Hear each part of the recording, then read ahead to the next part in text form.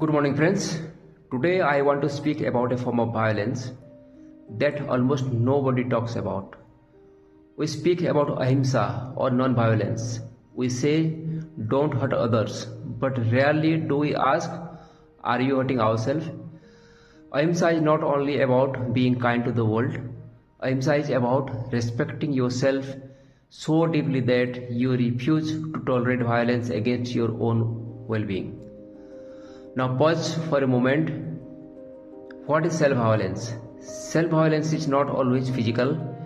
It's subtle, it's silent, it hides behind responsibility. At work, you take excessive workload, you suppress your stress, you say it's okay when it's not okay. Why? Because you don't want to appear weak, you fear losing your position, you fear judgment. Among friends, someone makes a joke that hurts you. You laugh, you swallow the discomfort. In family, you tolerate demeaning remarks just to maintain peace. And slowly you start disconnecting from yourself. This suppression is self-violence. Unexpressed emotions do not disappear. They subtle inside the nervous system. Over time they become stress, anxiety, fatigue, headaches, even chronic pain.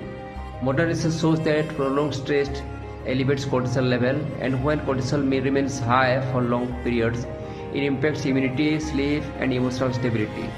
So Ahimsa with self is not philosophy, it's health, it's intelligence. Maharishi Patanjali in Yoga Sutras says that when Ahimsa is firmly established, hostility ceases. But understand this clearly, hostility must first cease within you. So how do we practice Ahimsa towards ourselves? First, stop pushing yourself beyond your natural limits. Second, observe your inner dialogue. If you speak to yourself harshly, you are practicing violence. The third one is practice swadhyaya or self-reflection. Ask yourself, where am I overgiving? Where am I suppressing? Where am I acting out of fear rather than clarity?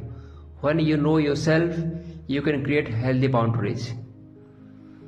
At the workplace, express your concerns calmly and respectfully. Clarity is not aggression. Do your duty sincerely, but don't attach your identity to outcomes. As Lord Krishna says in Bhagavad Gita, you have a right to action, but not the fruits of action. This is Karma Yoga. When you act without over-attachment to results, stress reduces, fear reduces, suppression reduces. With friends, practice Satya, speak truth gently. Truth expressed with kindness strengthens relationship. In family, respond with awareness, not reactions. Through wisdom and detachment, you realize that not every remark deserves emotional injury. Ahimsa is not weakness, Ahimsa is disciplined compassion. It is strength wrapped in gentleness. It is self-respect without ego. So today, before you try to improve your productivity, before you try to become more spiritual, ask yourself one honest question. Am I being non-violent with myself?